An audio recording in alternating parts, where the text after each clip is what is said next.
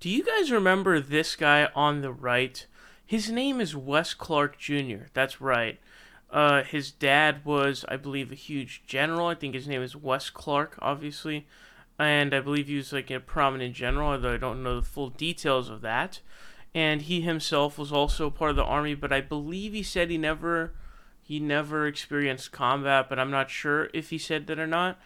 But what happened to this guy on the right? Now, all I really knew about Wes Clark was really this video right here. I vividly remember watching this when it came out.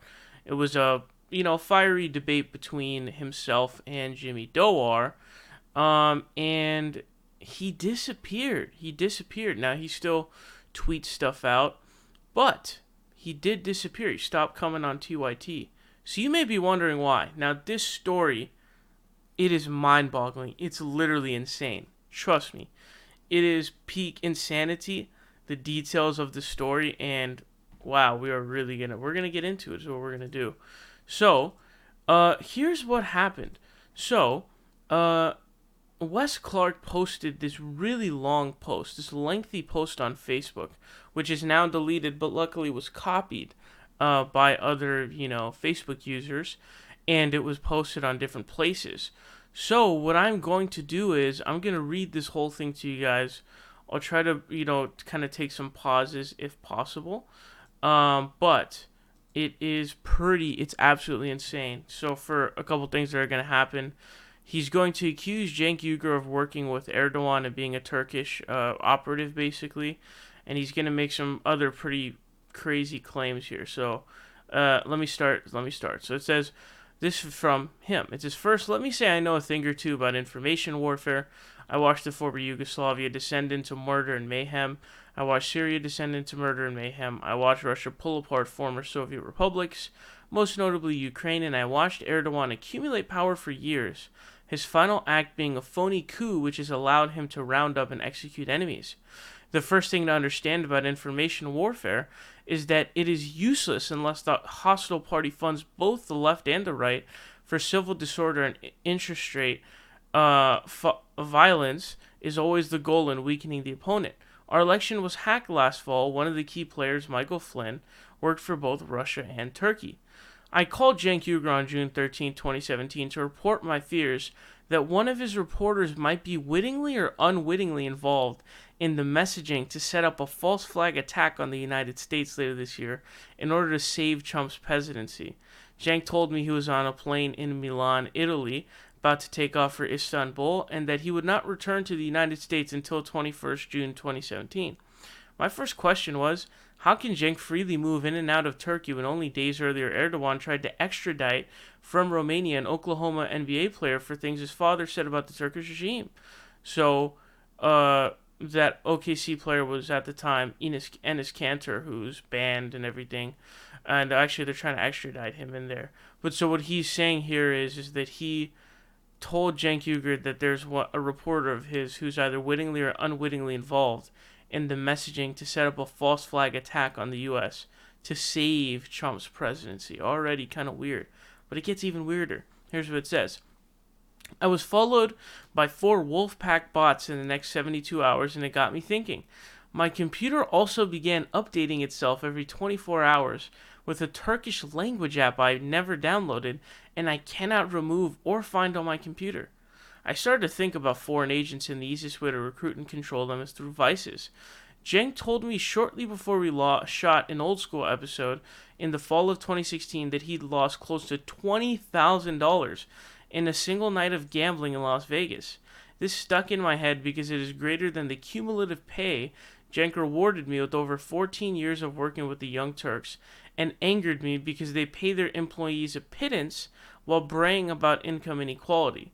So there is some pretty crazy stuff right there. As you saw there, he's starting to, have these conspiracies about, he says that 4 Wolfpack bots followed him in 72 hours, and that his computer began updating itself every 24 hours with a Turkish language app that he never downloaded and can't remove or find on his computer. So, obviously some kooky, crazy stuff going on here. And he also levies I don't know about charge, he just makes an accusation that Cenk Uygur lost 20 grand in one night of gambling in Vegas.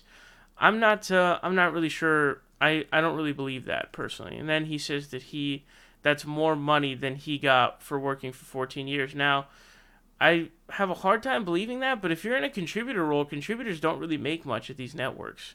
I don't think he was ever like a solid person who's like a paid employee, like a main host.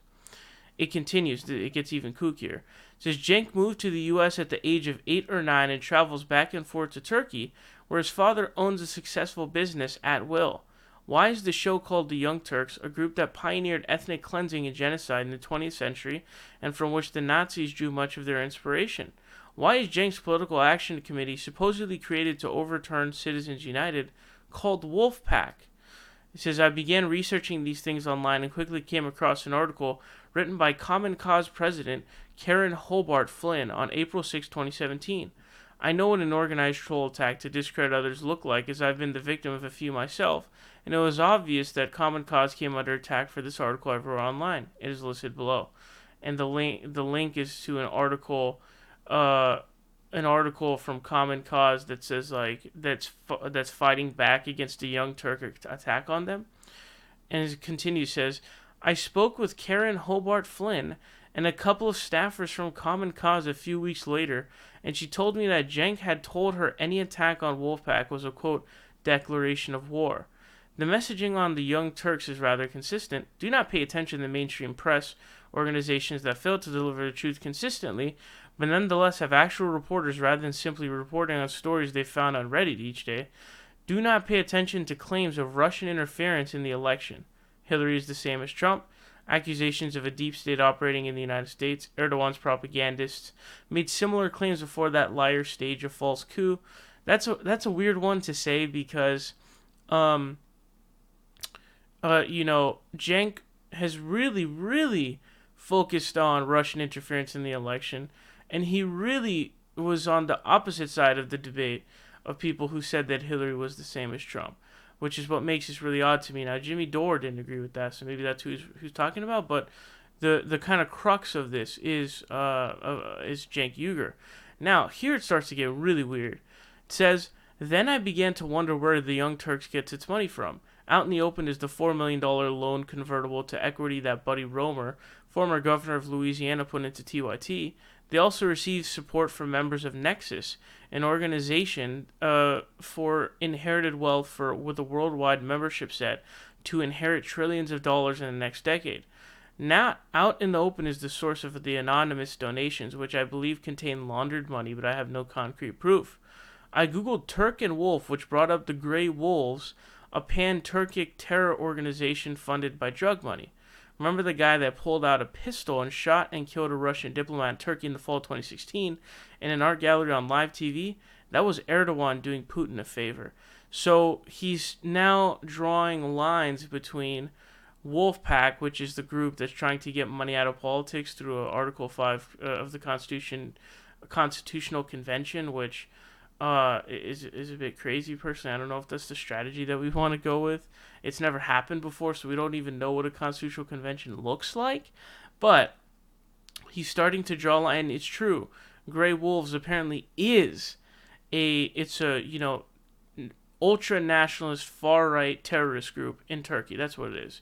They're all about you need to be Turkish. Fuck all the other people living in Turkey who are not Turkish and who are Muslim and who are not Muslim. That's who they are. So I do find it weird that the names are kind of like, Wolfpack deviating from Grey Wolves, and I don't know how that keeps happening. Like with the Young Turks, obviously they have the bad connotation to it, and then you also have Wolfpack, which is so closely, Grey Wolves. Like, how does this keep happening? Is my question. Like, what the fuck? What are the odds that they keep being end up being like this, where they're so similar? Super fucking odd. I don't get that. It doesn't make sense.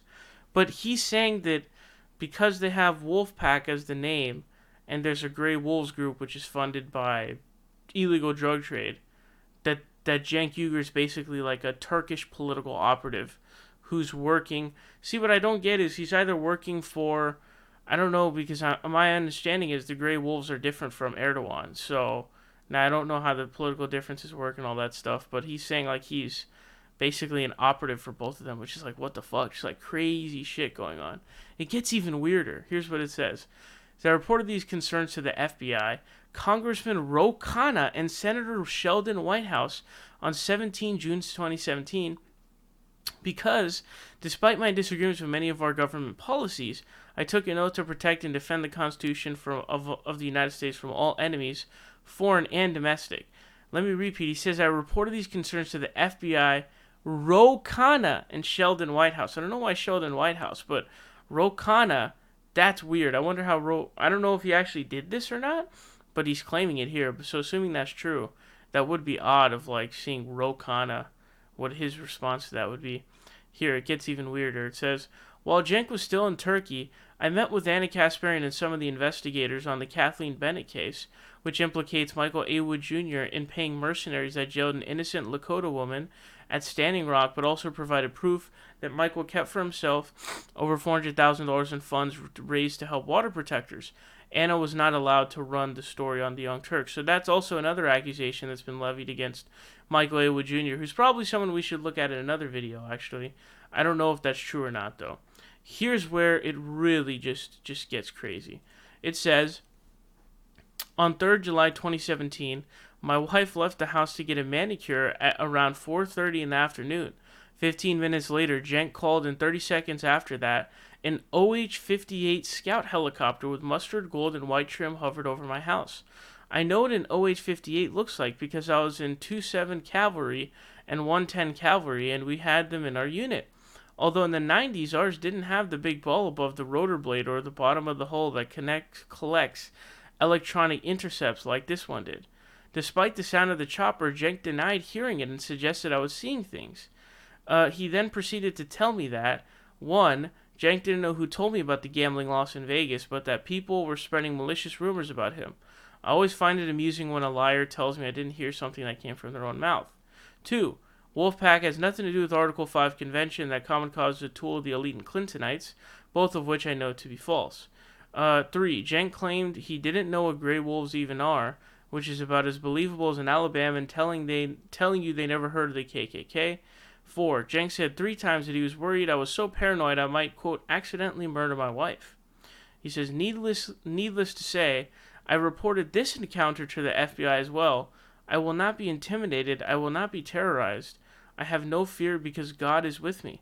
Tremble before the Lord because he has given me a sword in my mouth, the sword of truth. So apparently after Standing Rock, this guy got like really close to God or something, and he started going on Twitter saying that like he's a prophet. But think about all the stuff that's being this is the weirdest one. So what he's saying is that basically what he's implying is that Cenk called in a helicopter on him or something. That's what seems to be the implication here, that Cenk called in some sort of a OH-58, whatever the fuck, this is a helicopter. Because that's what seems to be the implication here, because he's saying despite the sound of the chopper, Cenk denied hearing it, suggested I was seeing things.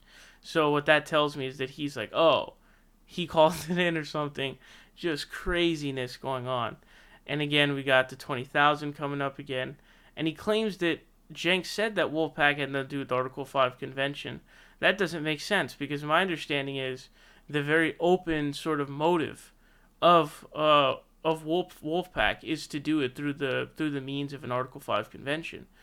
And this is just crazy. So here's this guy is obviously he was in the army or in the military, and so he has PTSD. So he's definitely having something going on with that, but it may be something even deeper than just PTSD. It might be PTSD plus something else.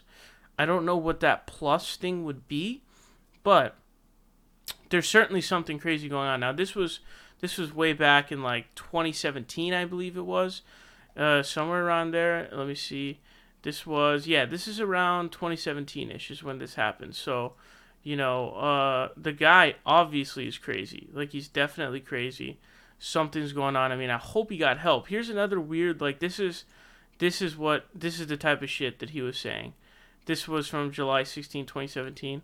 He says, the letters of Keith Rupert Murdoch's name can all be used to spell this phrase, quote, I choke murder truth. Open your eyes, people.